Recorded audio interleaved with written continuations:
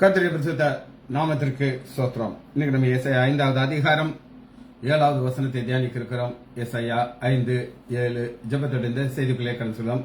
இயேசு என்னும் திருநாமத்திற்கு எப்போதுமே மிக சோஸ்திரம். வானிலும் புவிலும் மேலான நாமம் வல்லமையுள்ள நாமம் அது. வானிலும் புவிலும் மேலான நாமம் வல்லமையுள்ள நாமம் அது. துயர் சொல்லி துதித்திடும் நாமம் அது. துயர் சொல்லி துதித்திடும் நாமம் அது. இயேசு என்னும் திரு நாமத்திற்கு எப்போதுமே மிக சோஸ்திரம். வேதாளம் பாதாளம் யாவையும் ஜெயித்த வீரமுள்ள திருநாமம் அது. வேதாளம் பாதாளம் யாவையும் ஜெயித்த வீரமுள்ள திருநாமம் அது. நாமம் வென்றிடுவோம் அந்த நாமத்திலே. நாமம் வென்றிடுவோம் அந்த நாமத்திலே. இயேசு என்னும் திருநாமத்திற்கு எப்போதுமே மிக சோஸ்திரம். உத்தம பக்தர்கள் போற்றி துதித்திடும் உன்னத தேவனின் நாமம் அது. உத்தம பக்தர்கள் போற்றி துதித்திடும் உன்னத தேவனின் நாமம் அது. உலகெங்கும் ஜொலித்திடும் நாமம் அது. உலகெங்கும் ஜொலித்திடும் நாமம் அது. இயேசு என்னும் திருநாமத்திற்கு எப்போதுமே மிக சோஸ்திரம். பாவத்திலே வாழும் பாவியை மீட்க பாரினில் வந்த மெய் நாமம் அது. பாவத்திலே வாழும் பாவியை மீட்க பாரினில் வந்த மெய் நாமம் அது.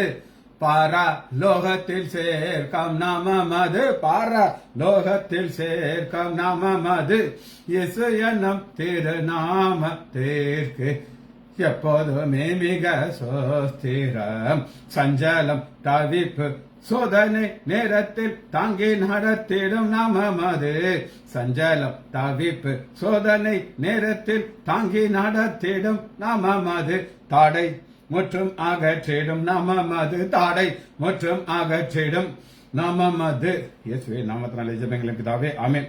கர்த்தருடைய பரிசுத்த நாமத்திற்கு ஸ்தோத்திரம். கவிதா சிஸ்டர் பிரைஸ் லார்ட், லீலா அம்மாள் பிரைஸ் லார்ட். இன்னைக்கு நம்ம ஏசாயா 5வது அதிகாரம் 7வது வசனத்தை தியானிக்க இருக்கிறோம். ஏசாயா 5:7 சேனைகளுடைய கர்த்தருடைய திராட்சை தோட்டம். சேனைகளின் கர்த்தருடைய திராட்சை தோட்டம். இஸ்ரேல் வம்சமே இப்பதான் விளக்கத்தை சொல்றார். அவருடைய மன மகிழ்ச்சியின் நாற்று யூதா மனுஷரே. அவர்கள் நியாயத்திற்கு காத்திருந்தார். அவர் நியாயத்திற்கு காத்திருந்தார். இதோ கொடுமை நீதிக்கு காத்திருந்தார். அது இதோ முறைப்பாடு. இதான் இன்னைக்கு நம்ம தியானிக்க இருக்கிறோம். இன்னைக்கு நம்ம இயேசு என்னும் திரு நாமங்கிற ஒரு பாடல் நம்ம பாடிதான் ஆரம்பிச்சோம். இங்க நம்ம பாக்குறதுன்னா இங்க கர்த்தர், சேனைகளின் கர்த்தருடைய, கர்த்தர்ங்கிறதற்கு நம்ம எபிரேய வார்த்தையை நம்ம கற்றுக்கொள்ள போகிறோம். கர்த்தர் வாசிப்போமா? Adon, ADON, Adon, ADON, Adon. அதுல பாருங்க அடோனி இருக்குது.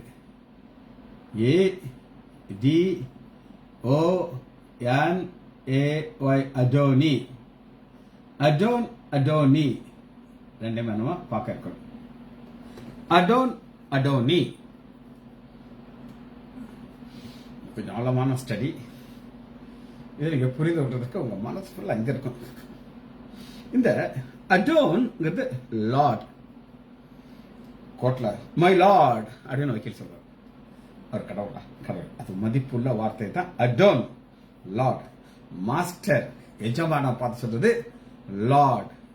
அடோன், அடோனி, பன்மேல அடோனி, எஜமான். ஆதியாகமம் 24வது அதிகாரம் ஒரு வேலைக்காரன் எஜமானை எப்படி அழைக்கிறார்? ஆதியாகமம் 24வது அதிகாரம் 9வது வசனம். 24:9.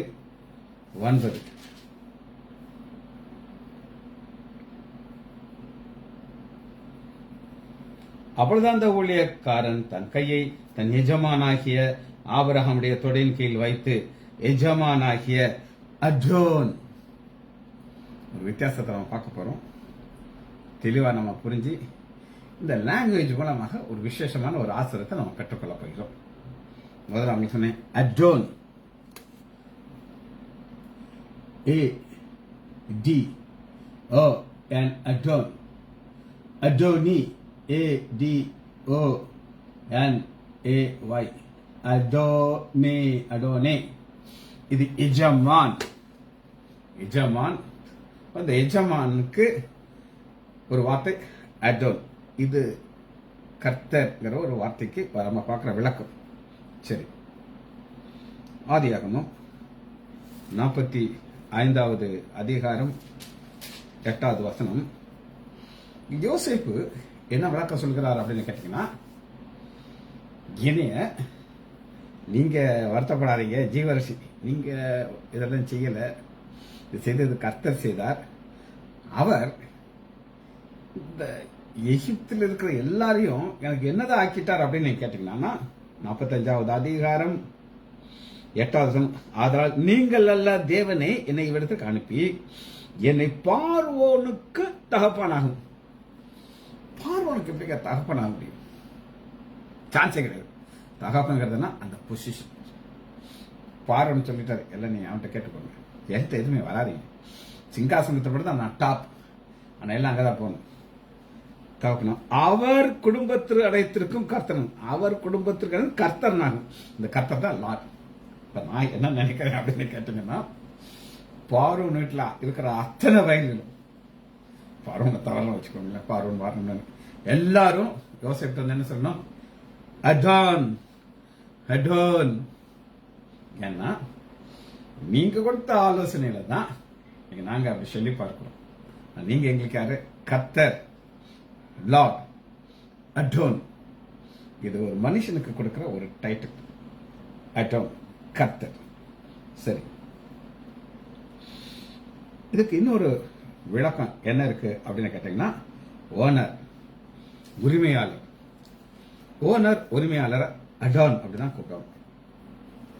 ஆதியாகமம் 1 ராஜாக்கள் எடுத்துக்கொள்வோம்,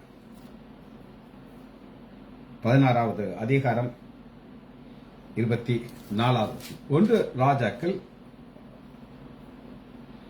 16:24. ஒரு மலை, அந்த மலையை ஓனர்ட்ட இருந்து காசு கொடுத்து வாங்குறாங்க.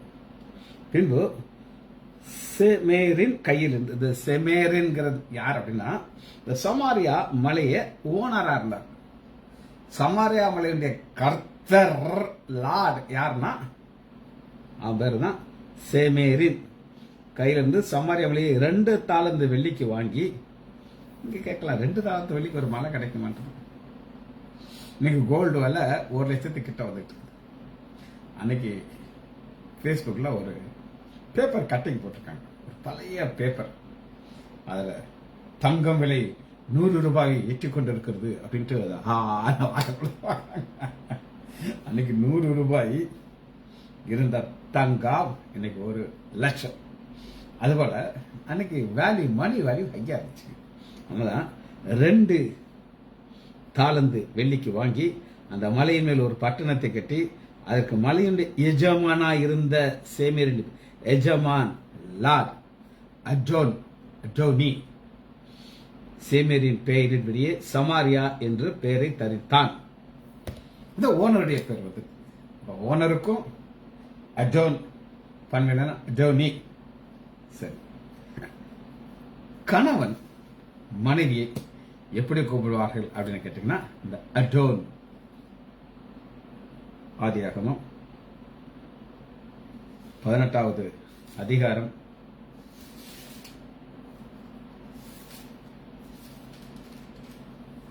12 18-12.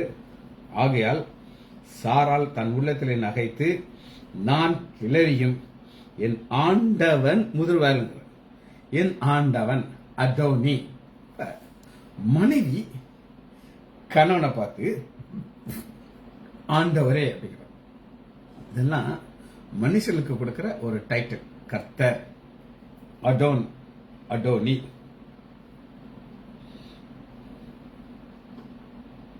ஆதியாகமம் 32வது அதிகாரம் 18 32:18.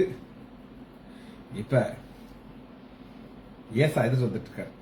யோசேப்புடைய யாக்கோபுடைய வேலைக்காரன் என்ன வார்த்தையை சொல்லுகிறார் அப்படின்னு நீங்க கேட்டீங்கன்னா 32வது அதிகாரம் 18வது வசனம், நீ இது உம்முடைய ஆண்டவராகிய யாக்கோபுடையது. அவ வேலைக்காரன் எப்படி சொல்லணும் அப்படின்னு கேட்டீங்கன்னா, என் ஆண்டவனாகிய யாக்கோபுடையது. இது என் ஆண்டவனாகிய ஏசாவுக்கு. வேலைக்காரர்கள் எஜமான இந்த வார்த்தை சொன்ன அடோன், அடோனி.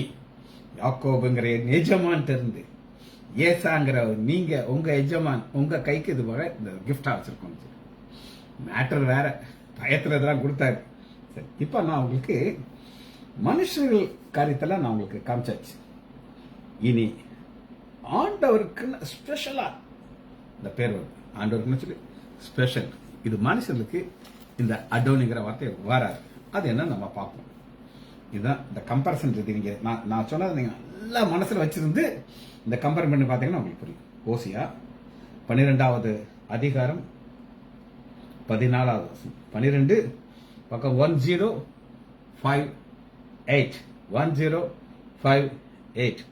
இப்ராஹிமே அவரை மிகவும் கோபப்படுத்தினான். ஆகையால் அவனுடைய ஆண்டவர் அவனுடைய இரத்த பழியை அவன் மேல் சுமத்தி அவன் செய்த நிந்தைக்கு அவன் மேல் திருப்புவார். இது யாருக்கு மட்டும்னா நம்முடைய ஆண்டவருக்கு மட்டும் உள்ள ஒரு வார்த்தை. இதை நீங்க புரிந்து கொள்வதற்கு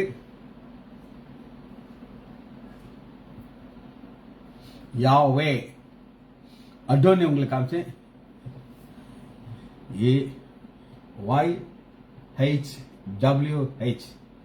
YHWH யாவே. அதுல இன்னொரு ஃபார்முலா எப்படி இருக்குன்னா, யாவேங்கிறது YEHOVAH யஹோவா. யாவே யஹோவா. அடுத்து பாருங்க, யாவே YAHWEH. 3 வகையில நம்முடைய தேவனுடைய பெயரை சொல்றாங்க. யாவே, யெகோவா, யாவே. 3 காரியம். சரி, இந்த 3ஐயும் இது ஆண்டவருக்கு மாத்திரம் உள்ள ஒரு காரியம். இது மனிதர்களுக்கு கர்த்தர்ங்கிற வார்த்தை, ஆண்டவர் வார்த்தை இது வராது. ஏன்னா அங்க ஒரு வல்லமை நம்ம பார்க்கிறோம். இப்ராஹிம் செய்த தவறுக்கு அவன் மேல அந்த இரத்த பழியை செலுத்துறது தேவனால் மாத்திரம்தான் முடியும். சரி, இதுக்கு என்ன அவர் விளக்கம் கொடுத்திருக்காரு அப்படின்னு கேட்டீங்கன்னா, அனாதி வல்லமை, எண்ட்லெஸ் பவர். எண்ட்லெஸ் பவர் அப்படின்னா என்ன? எல்லாத்துக்கும் ஒரு பவர் இருக்கு.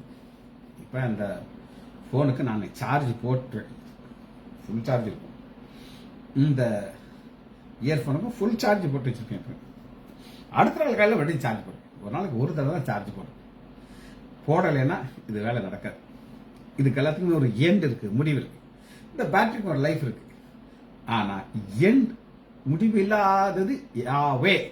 அதுக்கு எண்ட்லெஸ் பவர். இதை நம்ம இன்னும் கொஞ்சம் ஆழமாக புரிந்து கொள்வதற்கு எடுத்துக்கொள்ளுமா? சங்கீதம் 8வது அதிகாரம் 1 வசனம். சங்கீதம் 8:1. எங்கள் ஆண்டவராகிய கர்த்தர். 2 வருவாங்க. அடோனியும் இருக்கு, யாவே. இது ஆண்டவருக்கு மாத்திரம். எங்கள் ஆண்டவராகிய அடோனி, யாவே, கர்த்தாவே, உம்முடைய நாமம் பூமி எங்கும் எவ்வளவு மேன்மையானது. இயேசு என்னும் திரு நாமத்திற்கு எப்போதுமே மிக சோத்திரம்.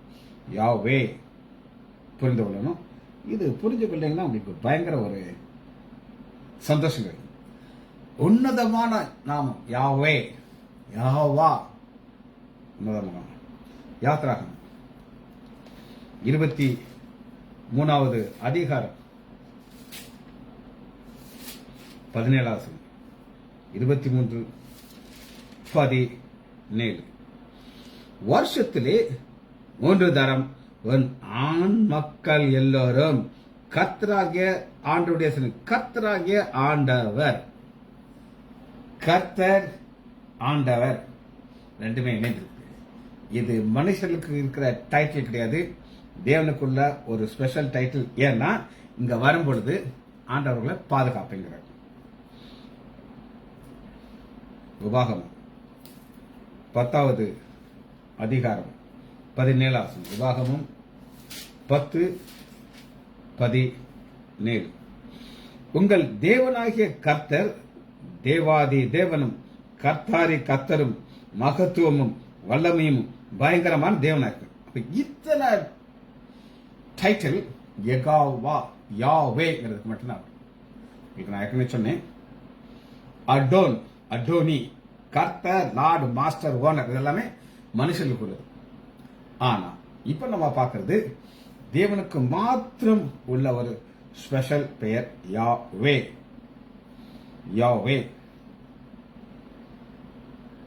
யோசுவா 3வது அதிகாரம் 11 யோசுவா 3:11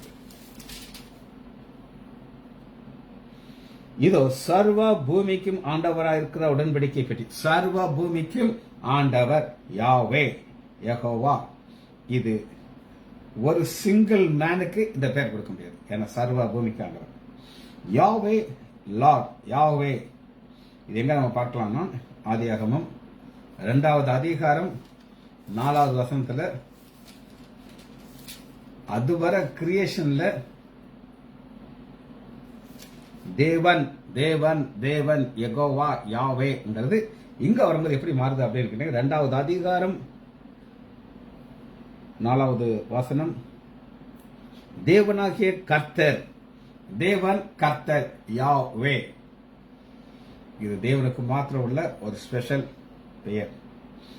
ஆதியாகமம் 12வது அதிகாரம் 8வது வசனம். ஆதியாகமம் 12:8 பின்பு அவன் அவ்விடத்தை விட்டு பேர்ந்து ஆபிரகாம் பெத்தேலுக்கு கிழக்கே இருக்கும் மலைக்கு போய் பெத்தேலுக்கு அங்கே கர்த்தருக்கு ஒரு பலிபீடம் இருக்கு, கர்த்தருடைய நாமத்தை தொழுது கொண்டான்.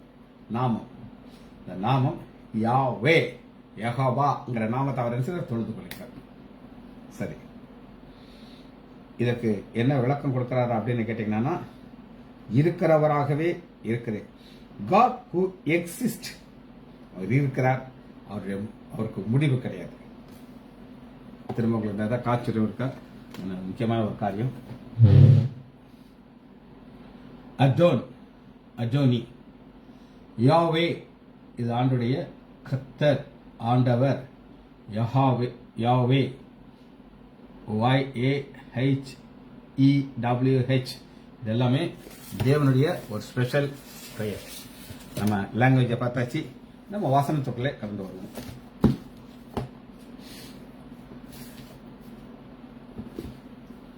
கர்த்தருடைய திராட்சை தோட்டம். முதல் வசனத்தை நான் உங்களுக்கு திரும்ப வாசிக்கிறேன், அதுக்கப்புறம் செய்தி போகிறோம். ஏசாயா 5வது அதிகாரம் 7வது வசனம். சேனைகளின் கர்த்தருடைய திராட்சை தோட்டம் இஸ்ரேலின் வாங்சாமே. ரைட், இதை யார் கொண்டு வந்து நாட்டினார்கள் அப்படின்னு கேட்டீங்கன்னா, காட்டில் இருக்கிற மரத்துக்கெல்லாம் யார் நாட்டினாங்கன்னு தெரியவே தெரியாது.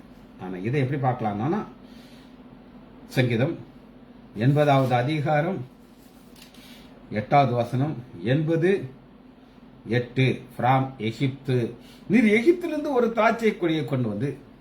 அப்ப இந்த இஸ்ரேல் வம்சம் எங்க இருந்து வந்தாங்கன்னா எகிப்துல இருந்து வந்தாங்க. ஃப்ரம் டு ஜாதிகளை துரத்தி விட்டு, அங்க இருந்த 5 ஜாதிகள் எல்லாத்தையும் துரத்தி விட்டுட்டு அதிலே நாட்டினீர், அதற்கு இடத்தை ஆயத்தம் பண்ணினீர், அது வேரூன்றி தேசம் எங்கன்னு பாருங்க. வேர் ஊன்றி, அது வேர் எப்ப மேக்சிமம் இருந்துச்சுன்னா சாலமன் காலத்துல. அந்த இஸ்ரேல் தேசத்தை உலகத்துல சென்டர்ல வச்சிருக்காரு. ஏன்னா அது குறித்த நியூஸ் எல்லா இடத்துக்கும் போக முடியும். எங்க இருந்தாலும் என்ன செய்யலாம், எருசலேமுக்கு வரலாம். எத்தியோப்பியா மந்திரி எருசலேமுக்கு வந்தாரு, அவரால் வர முடிஞ்சது. அப்ரோச்சபிள் பிளேஸ்ல அதிக வச்சார் ஆண்டவர். அதன் நிழலால் மலைகளும் அதன் கிளைகளால் திவ்யமான கேதுரு மரங்களும் மூடப்பட்டது. அது தன் கொடிகளை சமுத்திரம் மட்டுமாக தன் கைகளை நதி கொண்டு பரப்பட்டது. இப்பொழுதோ ஆண்டவர் கிரியேட்டர், அவர் தான் பிளான் பண்ணாரு. இப்பொழுதோ வழி நடக்கிற யாரும் அதை பறிக்கும்படியாக அதன் அடப்புகளை ஏன் தகர்த்து போட்டி காற்று பன்றி அதை உழுது போட்டது. அதான் ஏன் இது ஆண்டவர் செய்தார் அப்படின்னு நீங்க கேட்டீங்கன்னா காரணம் ஒன்னே ஒண்ணுதான், அவர்கள் ஆண்டவருடைய வார்த்தையை கேட்கவே இல்லை. சரி, இரண்டாவதாக ஒரு குறிப்பை பார்க்க போகிறோம். எரேமியா ஒரு பர்டிகுலரான ஒரு வார்த்தையை யூஸ் பண்ணுகிறார். அவர் என்ன வார்த்தையை யூஸ் பண்றார் அப்படின்னு எரேமியா 12வது அதிகாரம் 22வது வசனம். 12:20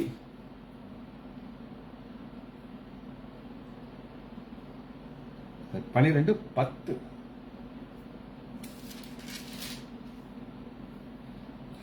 அநேக மேய்ப்பர்கள் என் திராட்சை தோட்டத்தை அழித்து என் பங்கை காலால் மிதித்து என் பிரியமான பங்கை பாலான வனாந்தமாக்கினார்கள். அதை பாலாக்கி விட்டார். யாருங்க? அநேக மேய்ப்பர்கள் என்ன செய்வாங்க சொல்லுங்க? தன்னுடைய ஆடுகளை உயிரை கொடுத்து காப்பாங்க. நானே நல்ல மேய்ப்பர்னு ஆண்டவர் சொல்லுகிறார். கூலி ஆள் அப்படின்னு ஒருத்தர் இருக்காங்க. கூலி ஆள் என்ன செய்வாங்க அப்படின்னு கேட்டீங்கன்னா, இந்த மேய்ப்பர்னா யார் அப்படிங்கறத உங்களுக்கு நான் வேதத்திலிருந்து காட்டுறேன். அவங்க தான் அதை அழிச்சு போட்டாங்க. பாப்போமா? 1 ராஜாக்கள் 12வது அதிகாரம். ஒரு மேய்ப்பனுடைய காட்டுறவங்களுக்கு 12வது அதிகாரம் 22வது வசனம். 12:22.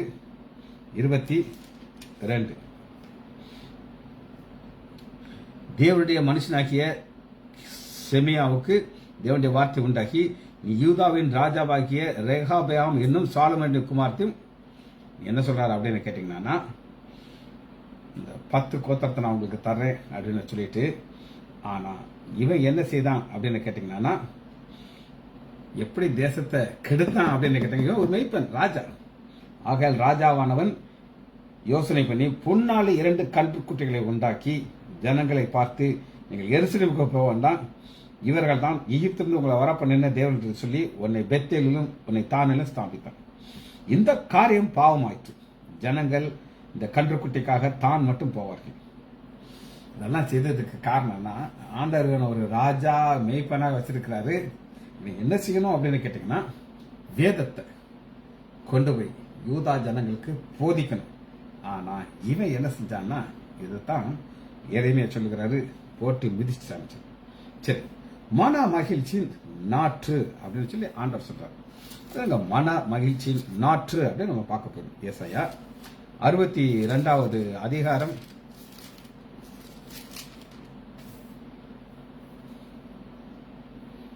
8வது வசனம். 62:8. இனி நான் உன் தானியத்தை உன் சத்துருக்கு ஆகாரமாக கொடேன். தகர்ப்பை எடுத்து போட்டாரு.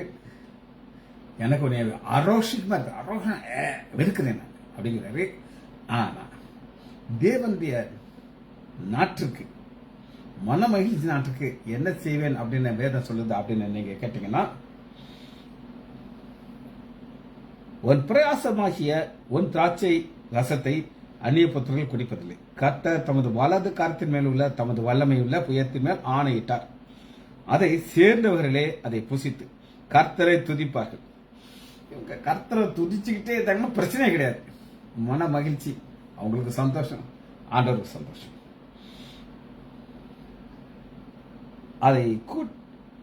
அதை கூட்டி வந்தவர்களே என் பரிசுத்த பிரகாரங்களிலே அதை குடிப்பார்கள். கொடியேற்றுங்கள், சியோன் குமார்த்தியை நோக்கி இதோ ஒன்று ரட்சிப்பு வருகிறது. எல்லா ஆசீர்வாதம் இதுக்குள்ள உட்காந்துட்டு ஒருதான் நீங்க வாசிச்சீங்கன்னா அத்தனை காரியங்களும் இங்க அதில் பார்த்துவோம். சரி, இதுல அடுத்த ஒரு ஆழம் நம்ம எங்க பார்க்கலாம் அப்படின்னு கேட்டீங்கன்னா எடுத்துக்கலாம். சங்கீதம் மன மகிழ்ச்சியின் நாற்றுக்கு என்ன ஒரு ஆசீர்வாதம் இருக்கும் அப்படின்னு கேட்டீங்கன்னா சங்கீதம் 147:11. மன மகிழ்ச்சியின் நாற்றுக்கு இந்த ஒரு குவாலிட்டி இருக்கும். தமக்கு பயந்து தமது கிருபைக்கு காத்திருக்கிற மேல் கர்த்தர் பிரியமா இருக்கிறார். மன மகிழ்ச்சியின் நாற்று கிருபை. இந்த வேதத்துல எத்தனையோ வார்த்தைகள் இருக்கு. இந்த கிருபைக்கு ஈக்குவலான ஒரு வார்த்தை கிடையாது. நான் ஃபீல் பண்றேன். என்னுடைய உணர்வு. நான் முன்னாடி உட்கார்ந்துருக்கேன்.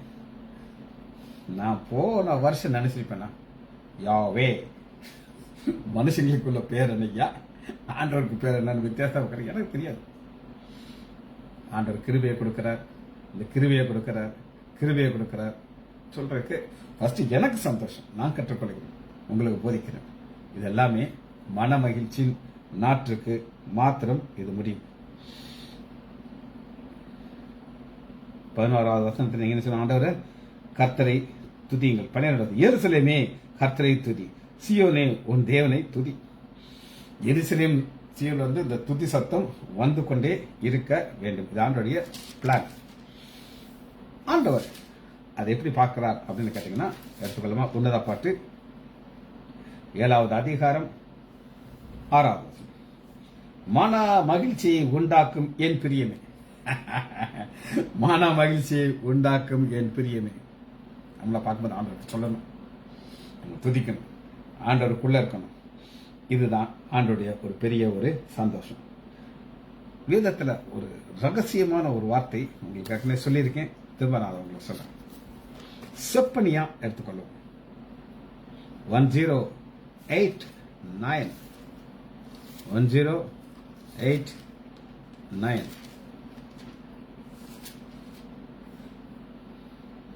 3வது அதிகாரம் 17. உன் தேவனாய கர்த்தர் உன் நடுவில் இருக்கிறார், அவர் வல்லமை உள்ளவர், அவர் ரட்சிப்பார், அவர் உன் பேரில் சந்தோஷமாய் மகிழ்ந்து தம்முடைய அன்பின் பேர் அமர்ந்திருப்பார், அவர் உன் பேரிலே கம்பீரமாக களி கூறுவார். களி கூறுவாருங்கிறது தமிழ்ல இருக்கு, இங்கிலீஷ்ல he will sing song. நம்ம ஆண்டவரை பாட்டு பாடுறோம், அன்னைக்கு அவர் நம்மளை பார்த்து பாட்டு பாடுறோம். அதுதான் ஒரு உசிதமான ஒரு ஆசீர்வாதம். இது தேவனுடைய ஒரு எதிர்பார்ப்பு. கொடுமை முரண்பாடு, இங்க 2 வார்த்தைக்கு நான் வழக்கத்தை பார்ப்போம். கொடுமை முரண்பாடு. வசனத்தை வாசிச்சுமா, எஸ்ஐ 5வது அதிகாரம் 7வது வசனம். இதோ கொடுமை முரண்பாடு. இந்த கொடுமை முரண்பாடு அப்படின்னா என்ன அப்படின்னு கேட்டீங்க. யாத்ராகமம் 22வது அதிகாரம் 21வது வசனம். 22, 21.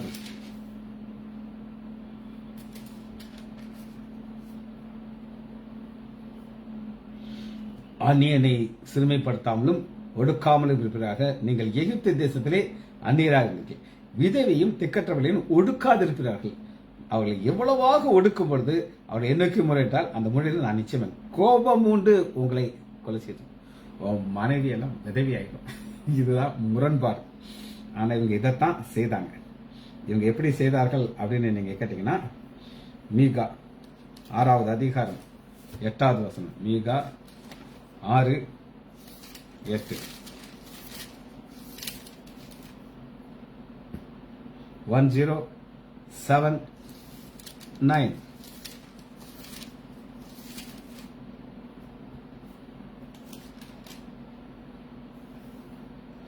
மனுஷனே, ஆண்டவர் கேட்கிறார், மனுஷனே நன்மை செய்வது என்னதென்று அவர் உனக்கு அறிவித்திருக்கிறார். சொல்லிட்டார், புதுசு கிடையாது. நியாயம் செய்து இரக்கத்தை சிநேகித்து உன் தேவனாகிய கர்த்தர் மன தாழ்மையா நடப்பதே எல்லாம் மன தாழ்மை. இவங்களுக்கு பெரிய பெரிய வீடு கட்டுறாங்க, வீட்டு மேல வீடு கட்டுறாங்க, பயங்கர பெருமையா இருக்கிறாங்க, விதவைகள் எல்லாம் காலில் போட்டு மிதிக்கிறாங்க. சரி, இந்த வாழ்க்கையை எப்படி வாழ்றாங்க அப்படின்னு கேட்டீங்கன்னா, சகரியா 7வது அதிகாரம் 6வது. சகரியா 7:6. நீங்கள் புசிக்கும் போதும் குடிக்கும் போதும் உங்களுக்கு என்றெல்லாம் புசிக்கிறீர்கள், உங்களுக்கு என்றால் இந்த ஏழைகளை கண்டுக்கிறதே கிடையாது. அவங்களுக்காக வாழ்கிற வாழ்க்கை வாழ்றாங்க. அது ஆண்டவர் பிடிக்காது. நம்முடைய ஆண்டவராக இயேசு கிறிஸ்து சொன்ன ஒரு வார்த்தையை பார்த்துட்டு இந்த செய்தியை முடிக்கிறார். ஆண்டோடைய எதிர்பார்ப்பு என்ன அப்படின்னு கேட்டீங்கன்னா, மத்தேயு 23வது அதிகாரம் 23 ஒற்றலாம், வெந்தயம், சீரகம், தசமபாதம் செலுத்துறீங்க, நியாயப்பிரமாணத்தை கற்பிக்கிறீர்கள், ஆனா நீதியையும் இரக்கத்தையும் விசுவாசத்தையும் விட்டுட்டு 3 பேச்சு அவங்களோட நீதி, இரக்கம், விசுவாசம் 3 பேசினானா அது மன மகிழ்ச்சி நாற்று கிடையாது. ஜெபிச்சு படிப்போமா? மகா இரக்கமும் கிருபையுமுள்ள பிதாவே, உம்மை துதிக்கிறோம் ஐயா. யாவே, வார்த்தை நாங்கள் அறிந்து கொள்ள தகுதி இல்லாதவர்கள் ஐயா. ஆனாலும் ஐயா, நீர் எங்கள் மேல் இறக்கப்பட்டு எபிரேய வார்த்தைக்கு விளக்கத்தை தருவதற்காக நன்றி ராஜா. பிள்ளைகள் ஒவ்வொருவரையும் யான் ஆண்டவராகிய இயேசு கிறிஸ்துவின் நாமத்தினாலே ஆசீர்வதிக்கிறேன். இயேசுவின் நாமத்தினால் ஜெபங்கள் பிதாவே. ஆமேன், ஆமேன், ஆமேன்.